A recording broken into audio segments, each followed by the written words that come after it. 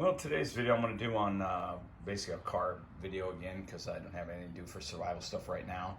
It's a little hot for that. So anyway, I noticed I did a tune-up on my '07 Jeep Wrangler, and I noticed that when I did the plugs that there was a hissing sound. I noticed my fuel trims were looking kind of weird on this. It's a 3.8 with 95,000 miles on it. And what I found was, if you look here, that's a crack right there where the end of the light is at here. That is a crack in the exhaust manifold right there. I was surprised that such a large crack would be in there, but I found carbon tracing and tracking all over the outside of the spark plug wire on the last spark plug there on number 4, correction, number 3. So I decided, well, I'm gonna pull the heat shield off. When I did, I found that it was cracked right there. So I'm gonna order one from Summit Auto Supply. Apparently when I was fording with this, it has a snorkel on it, and it cracks. You couldn't tell it though with the heat shield on. And so once I got that off, I could see that it's cracked. I'll do a video on this, kind of cover some more of it later. But basically what you do to take this off, anyone's, sees this video and wants to, how hard was it? The bolts, of course, they're dreaded exhaust manifold bolts, but this one down here in the corner, that holds the heat shield on, and then there's one down in the very bottom down here. There's one right down there on that stud. They're all 10 millimeter. That's a 10 millimeter nut on that stud that comes off the manifold down there that you can see. You can see kind of in the dark corner right there. Anyway, that one, and then this one back here on that particular rung. Those three, basically one nut and two 10 millimeter bolts that go into the exhaust manifold hold that heat shield on. Now, I said to the spark plugs already, so I'm gonna go ahead and get this exhaust manifold ordered and a gasket for it. And you gotta take these two nuts loose here on top, two long bolts which hold this to the main part of the catalytic converter down here. So I'm gonna do that next. So I'm gonna get underneath and run up from underneath and do that. So you take those two bolts loose, and I'm gonna replace those also. Someone has a replacing kit for $21. So I'll be doing that. I kind of show some more of that in another video, but for today, I'm just gonna go ahead and take this apart and get to it, and get at it. So basically that's the start of this video. I'll link it together once I do the other things to the exhaust manifold and get the part in and put it on. I'll soak everything with PB Blaster, so it's been soaking for 2 days.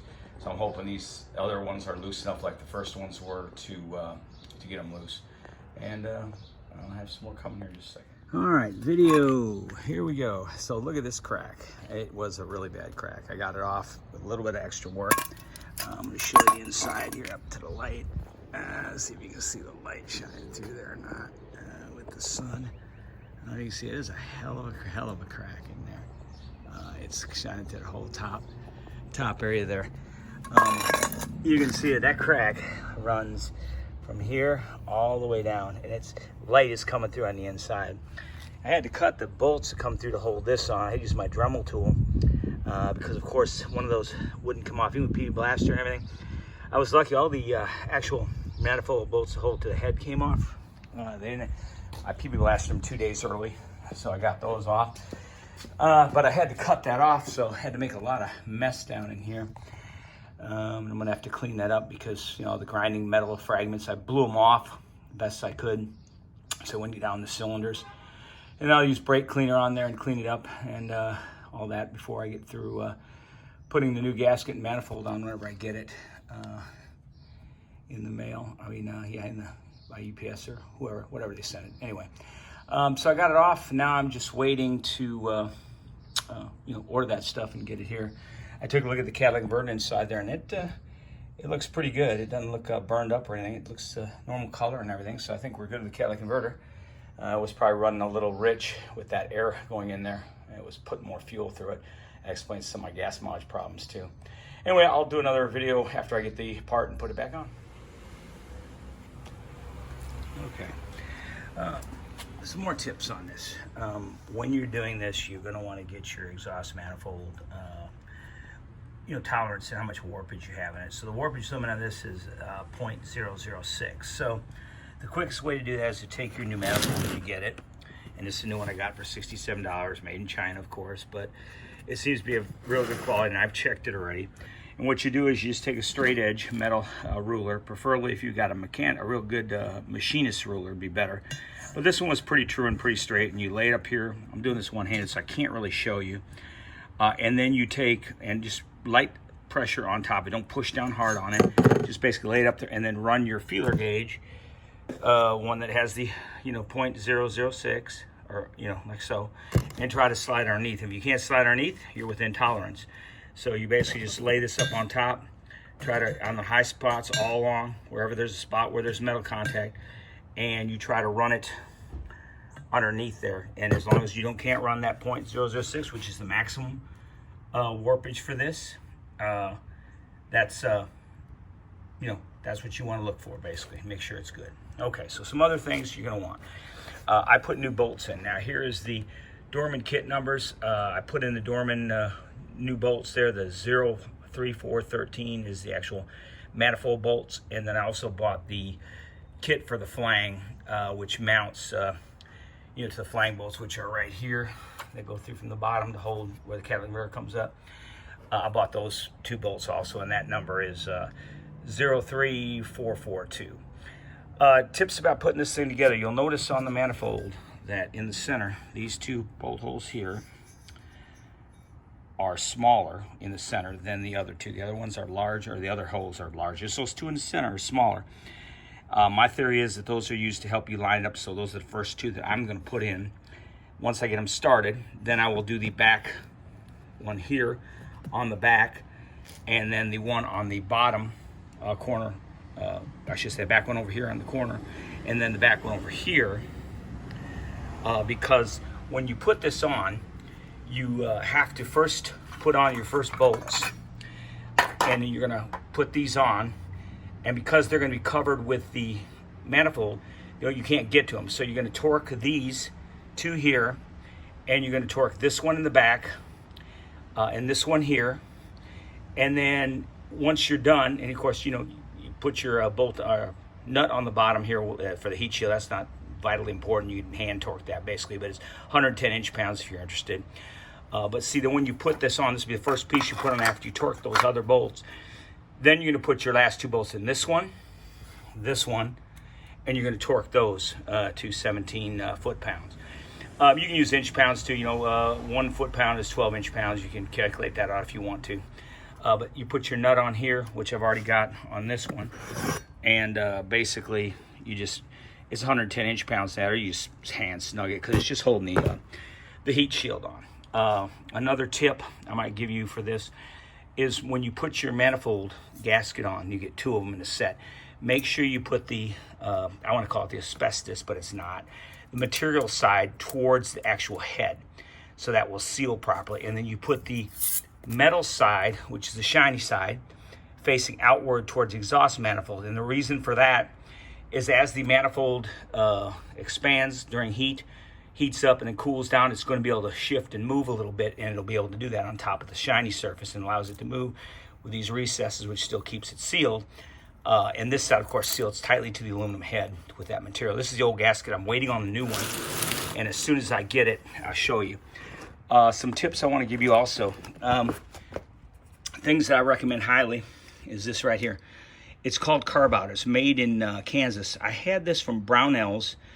I use it in all my shooting stuff, like muzzle brakes on my weapons, gas-operated weapons. We have a lot of carbon buildup.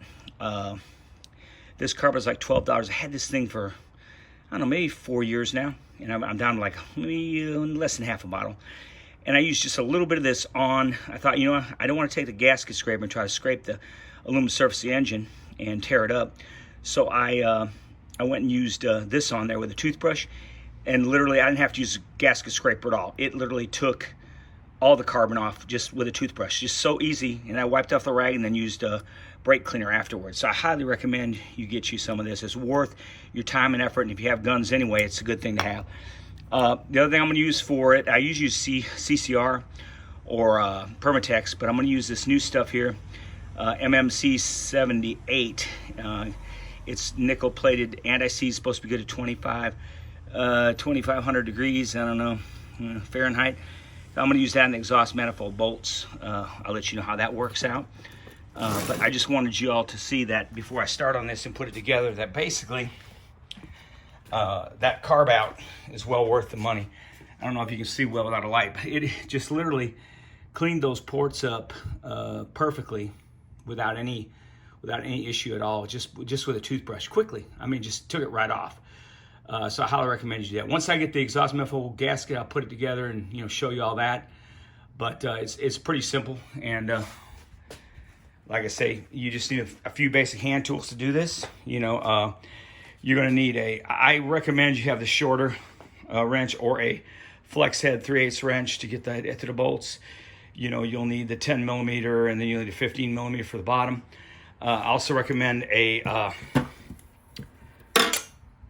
wobble drive for the end of the 15 for the flank bolts on the bottom.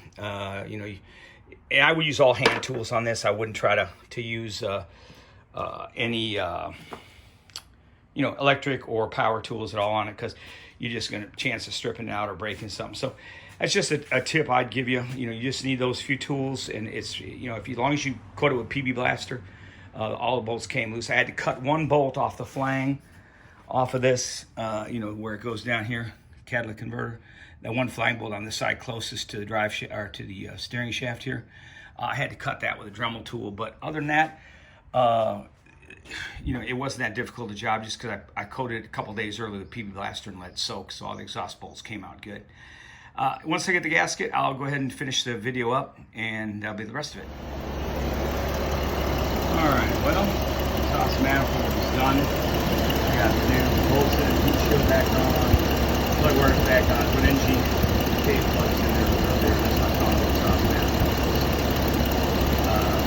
Seems to be pretty good. We're going to have to figure out the test drive, put the computer on it, and see what the computer says. See how fuel trims look here with energy.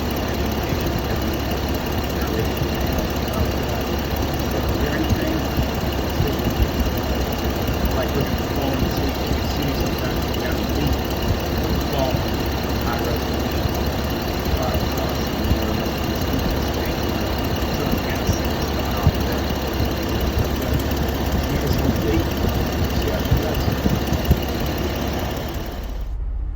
Alright, so here we are in the car, in the Jeep, checking it, and I'm going to look down at the my fuel trims, and I'm looking at short-term fuel trim bank 1. Bank 1 is the bank with cylinder 1 in it. So if any of you are wondering what that means, basically, if you're not familiar with it, there's a bank 1 and a bank 2. Bank 1 is the one that number 1 cylinder's on. On this vehicle, the Jeep, it is on the passenger side, and then bank 2 is on the side with cylinder 2 on it, which is usually the opposite side. So on this vehicle, it is on the driver's side.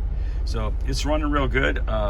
You want your fuel trims to be within plus or minus a 5, and as you can see, mine is within 1.6 or 0.8. So that's good on bank 1. And then for bank 2, short term is within 3, and even the long term stats are 5 and 6 long term. So that was before the exhaust manifold, when it was out.